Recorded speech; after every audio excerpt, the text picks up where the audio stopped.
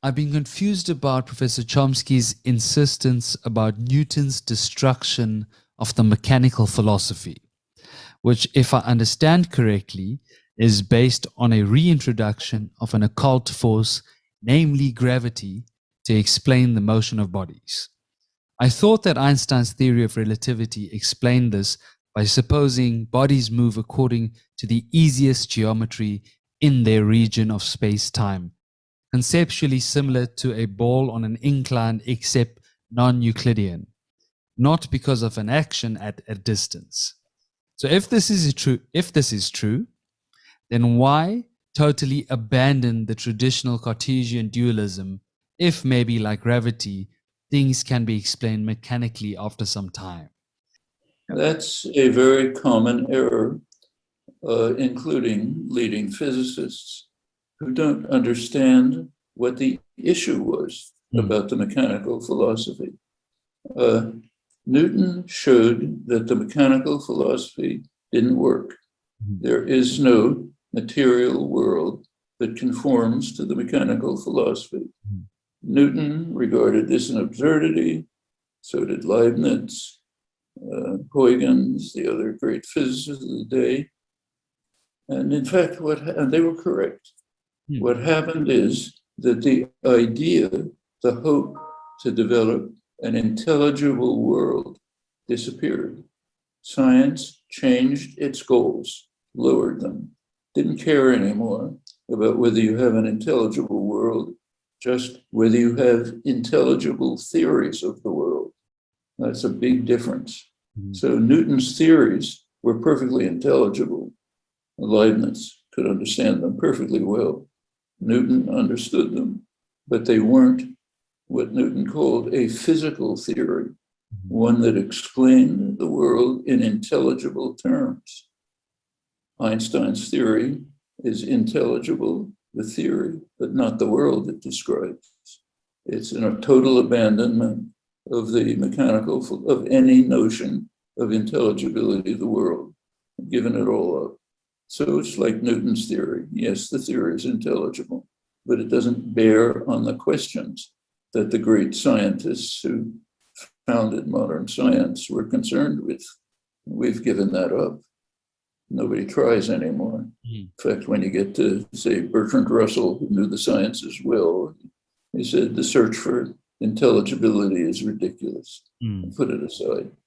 Took a long time for this to settle in, but now it's just become scientific common sense. We just abandon the goals of the scientific revolution. Galileo, Newton, Leibniz, other great figures. We abandon their hopes.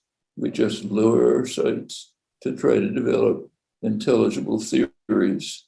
Newton's was intelligible, but not quite right. Einstein's is intelligible, does a little better, but it all abandons the aspirations that led to modern science, given all those up.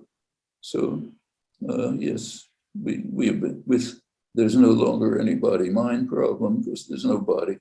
Okay, we don't care. All we need is an intelligent, like Locke pointed out. Let's try to do in the wake of Newton. Let's try to find a intelligible theory of how mental actions take place. We've abandoned any hope of trying to find out what matter is. So Newton himself said, we know so little about matter that for all we know, all matter is alive. Arthur Eddington, a century ago, went beyond that. He said, we know so little about matter that for all we know, all matter is conscious, like atoms. We don't know that they're not conscious because we don't know anything about matter. Well, same with Einstein's theory. Yes, the theory is quite intelligible. You can teach it to students. They understand it, but it has abandoned the hopes and the aspirations that animated modern science. Those have been given up. This was actually understood by 19th century historians of science like Friedrich Lange. Take a look at his great book on materialism. He points out that modern materialists have simply abandoned traditional materialism. They're willing to accept notions like force and field and so on, which they understand, but have no material basis because we've given that up. Well, that was mid-19th century. We should be able to understand it today. Science just abandoned the goals of the scientific revolution. Very important moment in the history of science. Took some time to sink in. So if you take a look at Newton, he himself said, look, I can't give a physical explanation for anything. His famous comment, I do not make hypotheses, was in that context. He said, I'm sorry, I have no hypothesis about science. That's why his major work is called Mathematical Principles. It's not called Principles of Philosophy. Philosophy meant science in those days. It took a long time, even at Cambridge University, his own university. They didn't teach Newton's theories for about, I think, 50 years because they weren't physical theories. They were just mathematics. And so it's not science. And finally, science just abandoned hope. Said, we're not interested in this anymore. We have lower goals. Okay, probably the right move. But there's no longer any dualism because there's no body, no matter. The same is true of consciousness. The discussion of consciousness is very misleading. There's a fine philosopher, young philosopher, Galen Strawson, Peter Strawson's son, who's written extensively about this, and I think he's right. He's pointed out that the whole contemporary discussion about consciousness is completely backwards. It's not, there's no problem of consciousness. Consciousness we understand better than anything else. We have a perfect understanding of consciousness.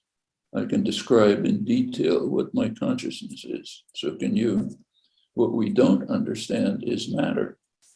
So we don't understand the relation between consciousness and matter because we don't know what matter is. As Arthur Eddington put it, for all we know, all matter is a lie. It's conscious. Actually, Strawson himself pursues this, tries to develop the panpsychism. I don't agree with him in that, but I think his basic observation is correct. Bertrand Russell said the same thing a century ago. He said, what we know best is consciousness, better than anything else. That's what we're most confident about, what we know most about. The rest of our intellectual explorations are attempts to ground this in something. And there we run into trouble because we don't know what matter is. That's basically correct, I think.